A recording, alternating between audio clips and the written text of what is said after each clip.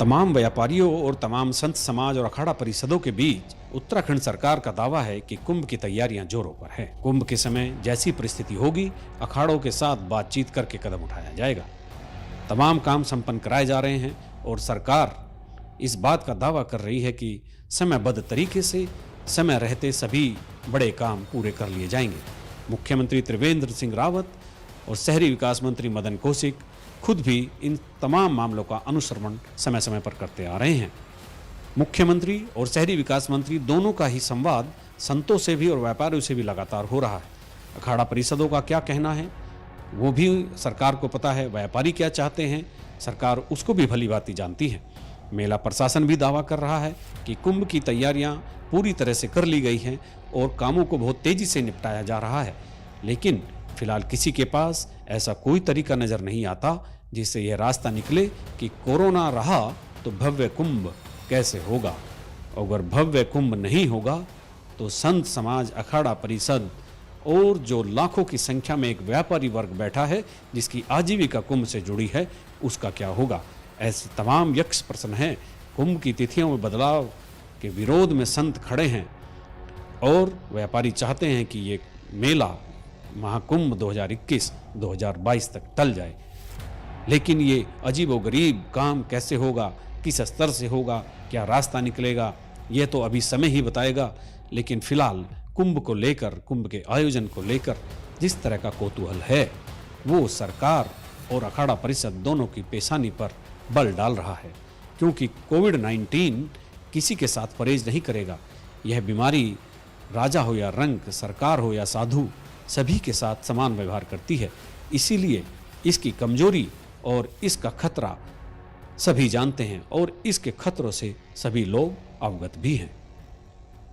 जितने भी स्थायी जो कार्य हैं, जैसे पुलों का निर्माण है, घाटों का निर्माण है, सड़कों का निर्माण है, जो अंडरग्राउंड केबलिंग वहाँ पर किया है, वहाँ पर जो कमांड कंट्रोल रूम जो का जो काम है भीड़ को नियंत्रित करने की दृष्टि से, वो सारे काम चल रहे हैं। किसी भी काम को रोका नहीं गया है। लेकिन ये कुंभ का मेले का स्वरूप क्या होगा, एक तो पहले मैं क्लियर करना चाहूँगा कि कुंभ परंपरागत रूप से होगा, ससमय होगा, क्योंकि वो गणना के हिसाब से होता है, तिथि के हिसाब से होता है, उस हिसाब से कुंभ होगा।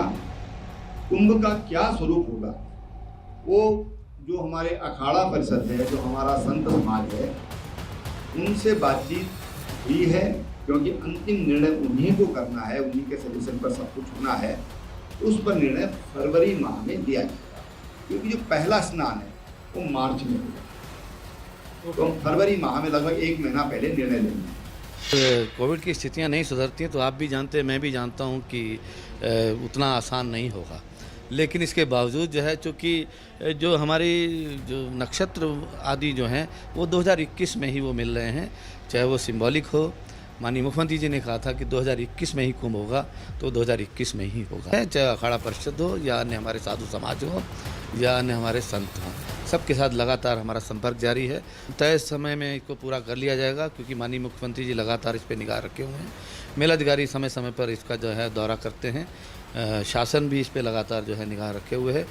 मुझे उम्मीद है कि हम 100% काम जो स्थायी प्रकृति के हैं मेले से पहले हम पूर्ण कर लेंगे। कुंभ इस समय धार्मिक आस्था और अर्थव्यवस्था दोनों के रूप में तब्दील हो गया है। दोनों ही बहुत ज़रूरी हैं, धार्मिक आस्था भी ज़रूरी है और कुंभ के किए जाने के पक्ष में बहुत लोग हैं, लेकिन व्यापारी वर्ग पूरी तरह से ये चाहता है कि कुंभ 2022 तक टाल दिया जाए। संत समाज चाहता है कि प्रतीकात्मक ही सही, लेकिन उन तिथियों में किसी भी तरह का कोई बदलाव ना किया जाए जिससे धर्म की हानि हो या धर्म के नाम पर किसी तरह का लोगों के साथ, संत समाज के साथ या श्रद्धालुओं के साथ कोई छल किया जाता हो। तो कुल मिलाकर लबोलवाब ये है कि ये जो वहम पैदा हो गया है, जो भ्रम पैदा हो गया है, ये भ्रम अभी बरकरार है। कुंभ अपने समय पर होगा कि नहीं होगा, सरकार भले ही दावा करे, लेकिन कोविड-19 ने ऐसी परिस्थितियां पैदा कर दी है कि संत समाज भी पसोपेश में है, व्यापारी भी पसोपेश में है और कुंभ अपने तय समय पर होगा। केवल प्रतीकात्मक होगा या पूरे भव्य उसका आयोजन किया जाएगा, ये तो समय ही बताएगा। लेकिन अभी जो भ्रम चल रहा है, सरकार लाख दावे करे लेकिन कुंभ को लेकर अभी भ्रम बना हुआ है। तो आज के विषय पर बस इतना ही, और अगले हफ्ते मैं फिर मिलूँगा इसी वक्त इसी दिन किसी नए विषय के साथ, उत्तराखंड से जुड़े हुए किसी खास इशू के साथ। तब तक आप देखते रहिए ABP गंगा। मैं अपने सहयोगी कैमरामैन क्रिस्टोफर लॉरेंस के साथ सप्तऋषि मार्ग से ABP गंगा के लिए अजीत सिंह राठी। खबर आपकी, जुबां आपकी, शुक्रिया आपका।